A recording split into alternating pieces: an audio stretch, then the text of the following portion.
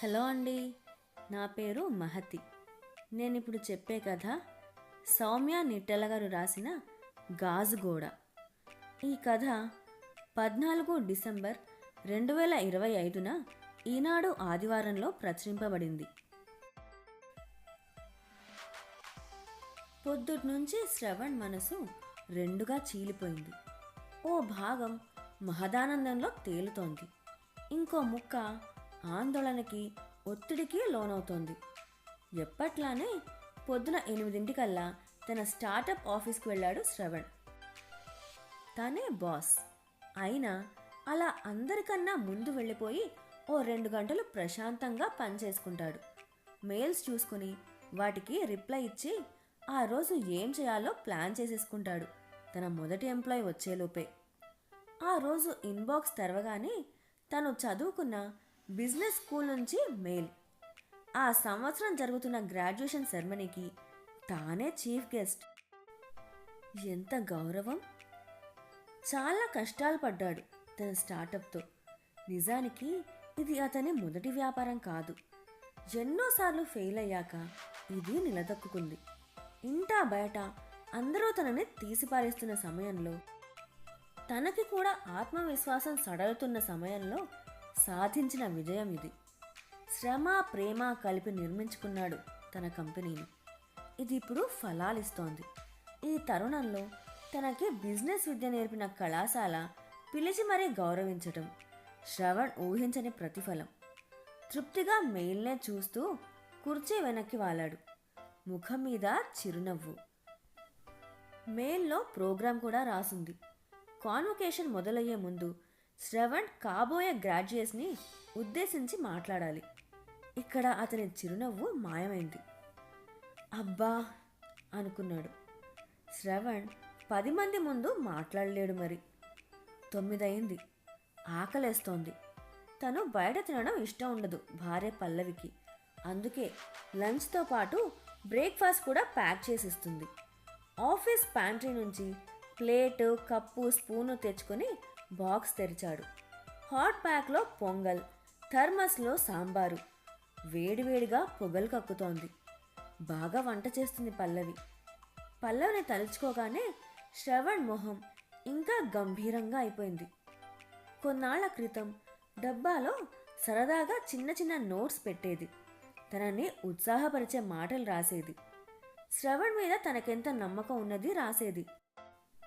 పని ఒత్తిడి మధ్య ఆ నోట్ చూసినప్పుడు మనసు తేలికయ్యేది, ఉత్సాహం నిండేది. ఈ మధ్య ఆ నోట్స్ కనబడట్లేదు. మెయిల్ చూస్తూ తన కాలేజీ జ్ఞాపకాల్లోకి వెళ్ళిపోయాడు శ్రవణ్. బిజినెస్ స్కూల్లో పల్లవి తన క్లాస్మేట్. ఇద్దరి మధ్య గట్టి పోటీ ఉండేది. కొన్ని విషయాల్లో ఇద్దరికీ చాలా భేదాలుండేవి. శ్రవణ్ సిగ్గరి. ఇద్దరికన్నా ఎక్కువ మంది ఉంటే మాటే బయటికి రాదు అతనికి. పల్లవి తుఫాను. కాదు కాదు, సుడిగాలి. ఎదురుగా ఎంతమంది ఉండని, ఎంతవారు ఉండని, అబ్బే లెక్కే లేదు. కానీ కొన్ని విషయాల్లో ఇద్దరూ ఒకటే. ఇద్దరికీ పెద్ద పెద్ద కలలుండేవి. ఓ మంచి కంపెనీ స్థాపించి వ్యాపారం చేయాలని. ఇద్దరిలో ఉన్న ఇంకో సుగుణం తమ కలల వైపుగా శ్రమించే తత్వం. ఒకరినొకరు ఛాలెంజ్ చేసుకుంటూ ఉండటం వల్ల ఇద్దరూ షార్ప్గా, అలర్ట్గా గెలవాలనే పట్టుదలతో ఉండేవారు. తాను కోరుకుంటున్న జీవితానికి పల్లవి సరైన భాగస్వామి అవుతుందని ఆమెని కలిసిన కొన్ని నెలల్లోనే తెలిసిపోయింది శ్రవణ్కి. అయినా ఆమెకి చెప్పలేదు. ఇంకా తాను జీవితంలో ఏమీ సాధించలేదు. కోర్సు పూర్తి కూడా అవ్వకుండా ఈ విషయం ఆమెకి చెప్పడం అతనికి ఇష్టం లేదు. చూస్తుండగానే మొదటి సంవత్సరం పూర్తయింది. జూనియర్స్ ఇప్పుడు సీనియర్స్ అయ్యారు. కాలేజ్ మేనేజ్మెంట్ తమ బ్యాచ్కి ఓ పోటీ ప్రకటించింది.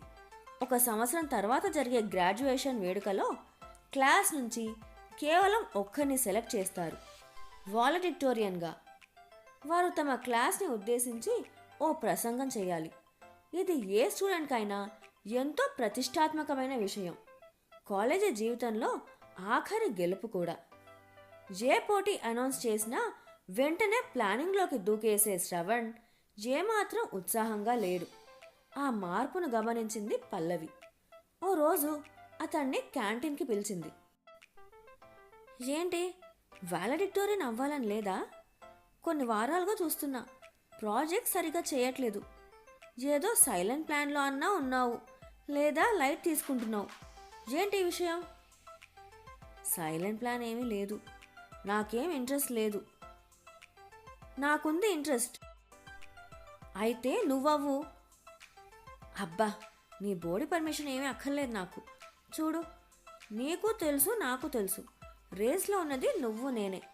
నువ్వు లేకపోతే ఇది రేస్ కాదు. అలా గెలిచిన గెలుపు నాకు అక్కర్లేదు. నీకు ఇంట్రెస్ట్ ఉన్నా లేకపోయినా నువ్వు చెయ్యాల్సిందే. నేను చెయ్యను. ఎందుకు? వాలడిక్టోరియన్ అయితే స్పీచ్ ఇవ్వాలి. అయితే? శ్రవణ్ బేల కళ్ళతో చూశాడు పల్లవి వైపు. పల్లవి అర్థం కానట్టు చూసింది. అంతలోనే విషయం తట్టి గట్టిగా నవ్వేయడం మొదలుపెట్టింది. క్యాంటీన్లో అందరూ వారినే చూస్తున్నారు. శ్రవణ్కి తన హుడిలో మొహం దాచేసుకోవాలనిపించింది. ఇదేది పట్టించుకొని పల్లవి పొట్ట చెక్కలయ్యేలా నవ్వుతోంది. కొంతసేపటికి శాంతించి బ్యాగ్ తీసుకొని లేచింది. శ్రవణ్ కూడా లేచాడు. పల్లవి శ్రవణ్కి దగ్గరగా వచ్చింది. శ్రవణ్కి ఏం జరుగుతోందో అర్థం కాలేదు.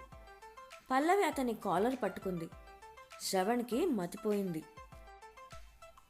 ప్రాపర్టీ ట్యాక్స్ కట్టాల్సి వస్తుందని ఇల్లు కట్టడం మానేసేంత స్టూపిడ్ కావు నువ్వు. నీ పబ్లిక్ స్పీకింగ్ భయాన్ని నువ్వు ఎలా ఓవర్కమ్ చేస్తావో నాకు తెలీదు. ఆ వంకతో పోటీ చేయడం మానేస్తే ఊరుకునేది లేదు. Mind it. బెదిరించి వెళ్ళిపోయింది పల్లవి.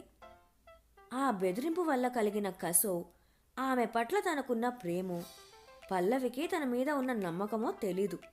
శ్రవణ్ పోటీలోకి దూకేశాడు. సంవత్సరమంతా ఓ స్టూడెంట్ పెర్ఫార్మెన్స్ని బట్టి నిర్ణయం ఉంటుంది కాబట్టి ప్రతి ప్రాజెక్ట్ను సీరియస్గా తీసుకోవాలి. రిలాక్స్ అవ్వడానికి లేదు. పగలు రాత్రి తేడా లేకుండా కష్టపడ్డాడు శ్రవణ్. పల్లవి అందుకు ఏమీ తీసుకోలేదు. శ్రవణ్ తన మాటకి విలువ ఇవ్వడం ఆమెకి అతని పట్ల ఇష్టాన్ని పెంచింది. వీరి మధ్య పోటీ బిజినెస్ స్కూల్కి ఓ ఆసక్తికరమైన విషయంగా మారింది. చూస్తుండగానే సంవత్సరం పూర్తయింది. అందరూ ఉత్కంఠగా ఎదురు చూస్తున్నారు రిజల్ట్ కోసం. ఆ రోజు రానే వచ్చింది. శ్రవణ్కి ఇప్పటికీ గుర్తు. రిజల్ట్ తెలిసే ముందు అతను పల్లవితో మాట్లాడాలనుకున్నాడు. తన మనసులోని మాట చెప్పాలనుకున్నాడు. గెలిచినా ఓడినా ఇక తనకి అనవసరం. అతని గమ్యం ఇప్పుడు ఆమె. అసలే తనకి మాట పెగలదు. ఎలా చెప్పాలామెకి? చాలా టెన్షన్ పడ్డాడు ఈ విషయంలో. ఓ రోజు క్లాస్లోని అందరినీ పిలిచారు డీన్.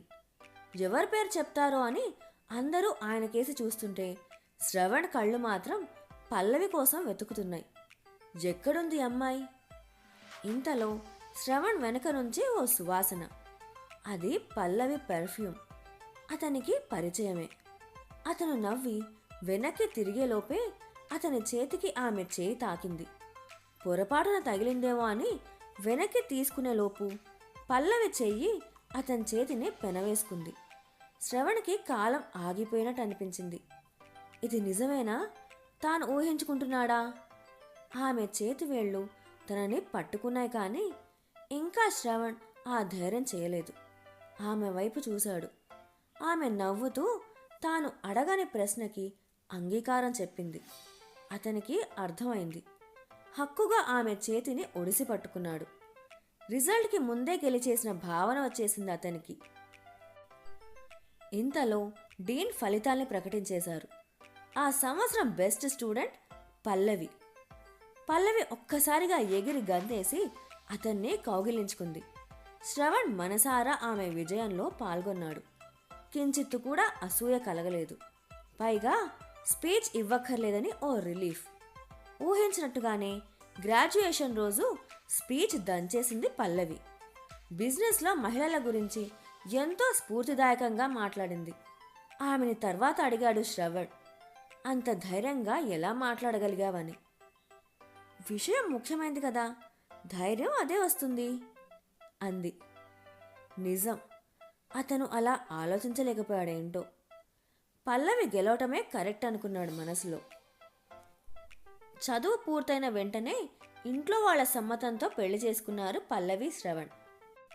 కాలేజీ వాతావరణానికి, బయట ప్రపంచానికి, పుస్తక జ్ఞానానికి, సమాజంలోని వాస్తవికతకి ఉన్న తేడా ఎంతో కష్టంగా అనుభవంలోకి వస్తుంది విద్యార్థులకి, ముఖ్యంగా టాపర్స్కి.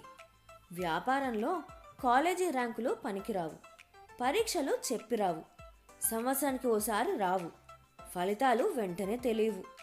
పాస్ అయినా ఆ సంతోషాన్ని ఇంకో పరీక్ష కబళించేస్తుంది. ఇది జీవిత సత్యం. 20లలో ఈ నిజాన్ని అందరిలానే శ్రవణ్, పల్లవి కూడా తెలుసుకున్నారు. కాలేజీలో లాగానే ఎవరి స్టార్టప్ మొదట విజయవంతం అవుతుంది అని ఉత్సాహంగా మొదలైన వారి ప్రయాణం ఎన్నో ఆటుపోట్లు చూడాల్సి వచ్చింది. 2 ఏళ్లలోనే ఇద్దరూ వరుస పరాజయాల్ని చూశారు. ఈ ఒత్తిడి వ్యక్తిగత జీవితంలో కనిపించడం మొదలుపెట్టింది. ఆర్థిక సమస్యలు ఓవైపు, ఇద్దరూ పనిచేయడం వల్ల సంసారంలో కలిగే ఇబ్బందులు ఇంకోవైపు. వారుండే ఇల్లు బ్యాచిలర్స్ ఫ్లాట్ లాగా ఉండేది. అవసరమైన ఫర్నిచర్ మాత్రమే ఉండేది. ఇంట్లో వండుకోవడం తక్కువ. ఇద్దరూ రాత్రి ఎప్పుడో ఇల్లు చేరేవారు. పని తప్ప ఏమీ పట్టించుకునేవారు కాదు. వృత్తిలో చేస్తున్న ప్రయత్నాలు విజయవంతం కాకపోయేసరికి ఆ నిరుత్సాహం మెల్లగా అన్ని విషయాల్లోకి చొచ్చుకుని రావడం మొదలైంది. ఇద్దరూ ఇల్లు చేరేసరికి తినడానికి ఏమీ ఉండేది కాదు. ఇంటి పనులు ఎదురు చూస్తూ ఉండేవి. నీ పనంటే నీ పనని కొట్లాడుకునేవారు. ప్రేమ ఉండటం వల్ల మళ్ళీ సంధి చేసుకునేవారు. కానీ గొడవలు తీరేవి కావు. అవే విషయాల్లో అవే గొడవలు, పైన పోట్లాట, లోపల గుబులు.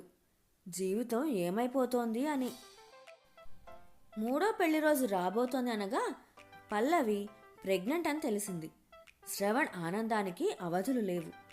పల్లవిలో మాత్రం ఆ సంతోషం కనిపించలేదు. ఇంకా ఇద్దరం సెటిల్ అవ్వలేదు కదా, బెంగగా అంది పల్లవి. లేదు, కానీ ఓ నిజం చెప్పనా, మన బేబీ రాబోతోందని తెలిసినప్పటి నుంచి నాలో ఏదో కొత్త మోటివేషన్ నిండిపోయింది. మనకిప్పుడు కొత్త గోల్. చుట్టూ అపార్ట్మెంట్స్ని చూపిస్తూ, మన బేబీ ఇలాంటి పరిస్థితుల్లో రాకూడదు. మనకి 9 నెలలు డెడ్ లైన్. ఇద్దరం ఇదే ధ్యేయంగా పెట్టుకుందాం. మళ్ళీ ఫ్రెష్గా మొదలు పెడదాం, కష్టపడదాం. ఏమంటావు?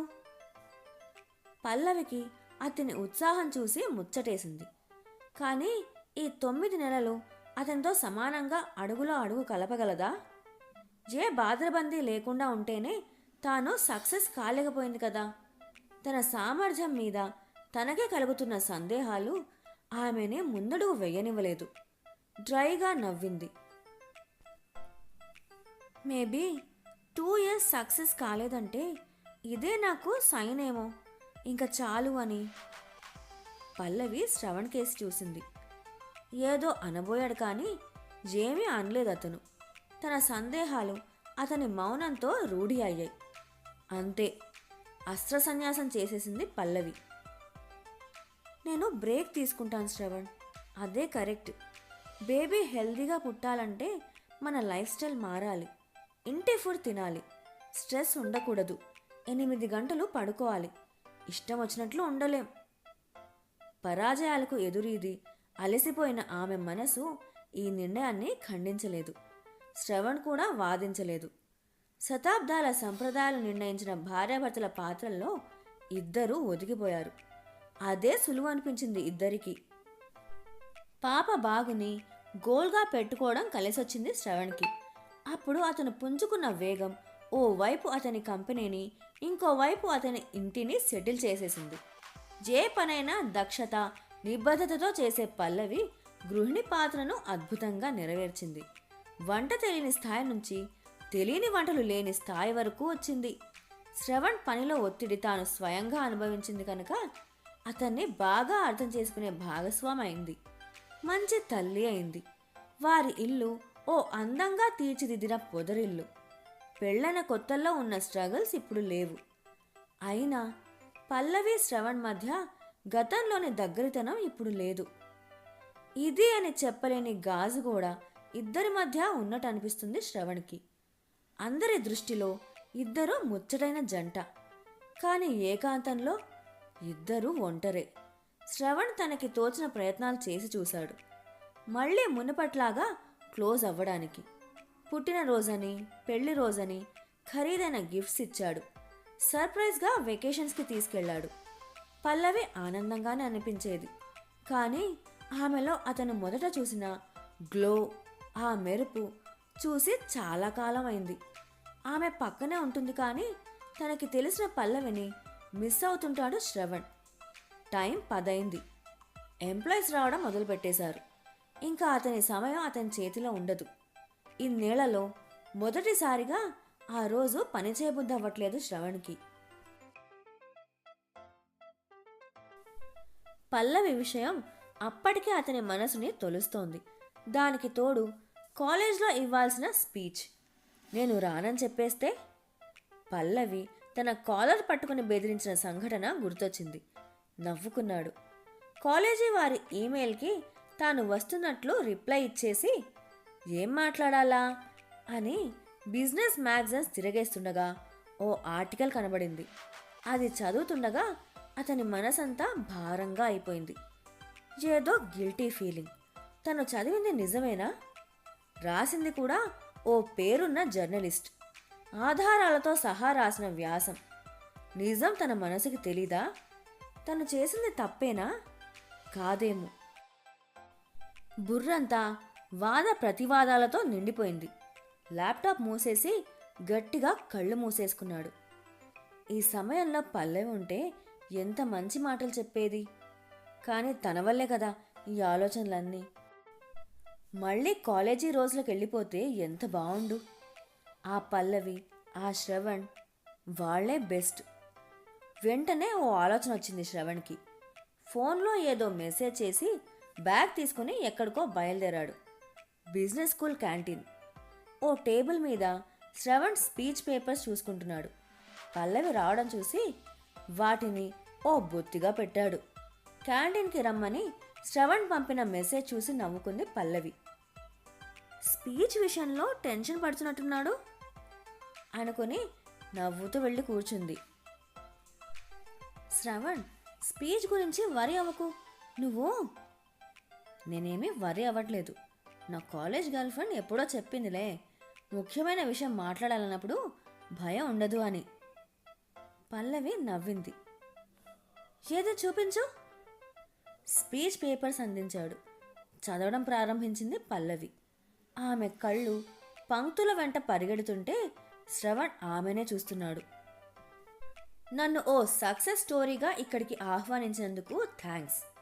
కానీ ఈరోజు నేను మాత్రం నా ఫెయిల్యూర్ గురించి మాట్లాడదలుచుకున్నాను.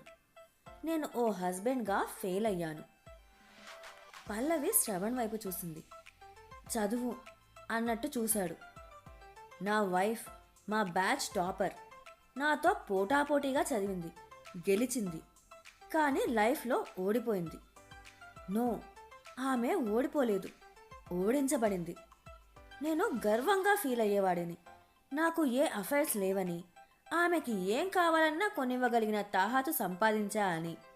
కానీ ఆమెకి ఏం అవసరమో గ్రహించే విషయంలో నేను ఫెయిల్ అయిపోయాను.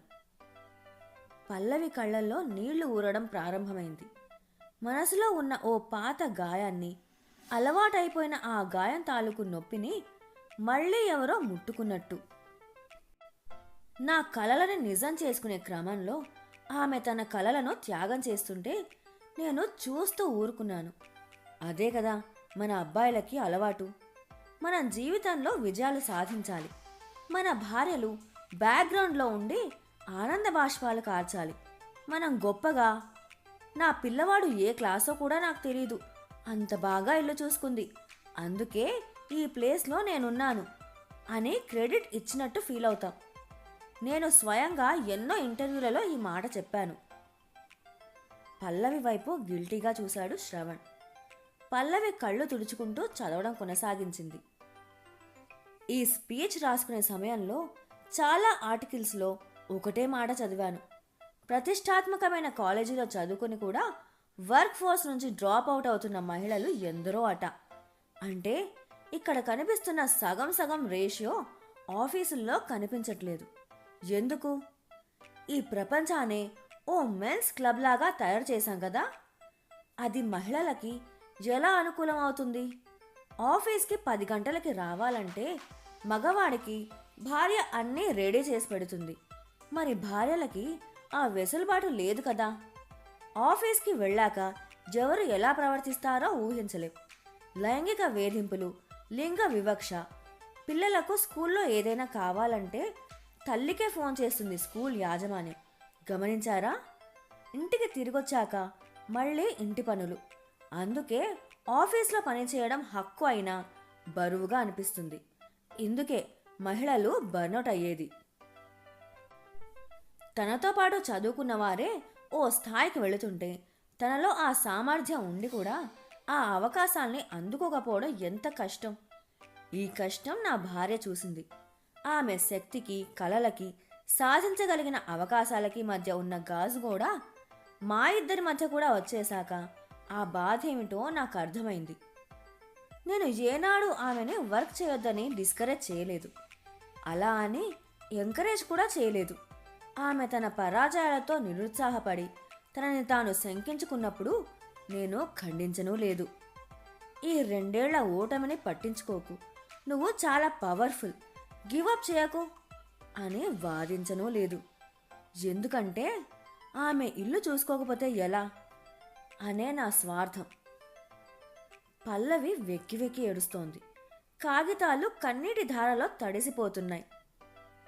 నా చెయ్యి పట్టుకుని నడిచిన నా భాగస్వామి నా విజయంలో మాత్రం నన్ను అందలం ఎక్కించి తాను కిందే ఉండిపోయింది. ఇది మా ఒక్కరి కథ కాదు. ఓ స్త్రీ త్యాగం చేస్తే దాన్ని దర్జాగా తీసుకోవడం అలవాటైన ప్రతి మగవాడి కథ. ఇదంతా మీకెందుకు చెప్తున్నాను అంటే నా తప్పుల నుంచి నేర్చుకుంటారని, ఇంకో బ్రిలియంట్ అమ్మాయికి అలా జరగకూడదని. పల్లవికి కన్నీరు ఆగట్లేదు. శ్రవణ్ ఈ దృశ్యం అస్సలు చూడలేకపోయాడు.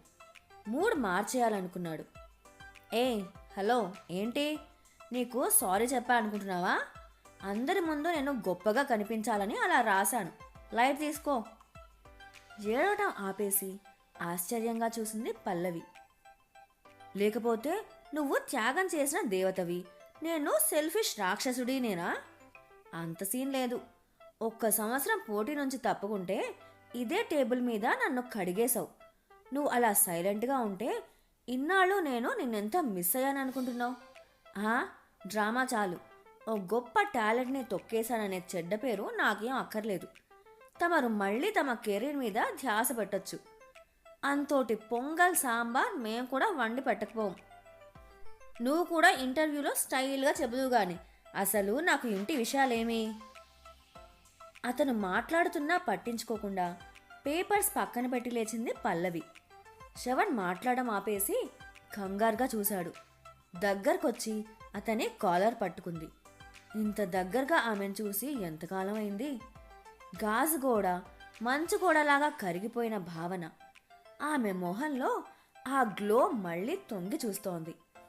ఏం జరగబోతోందో అతను ఊహించే లోపే ఇన్నాళ్ళు పిల్ల తెమ్మరగా చిన్నబోయిన పల్లవి సుడిగాలిలా శ్రవణ్ణి చుట్టేసింది.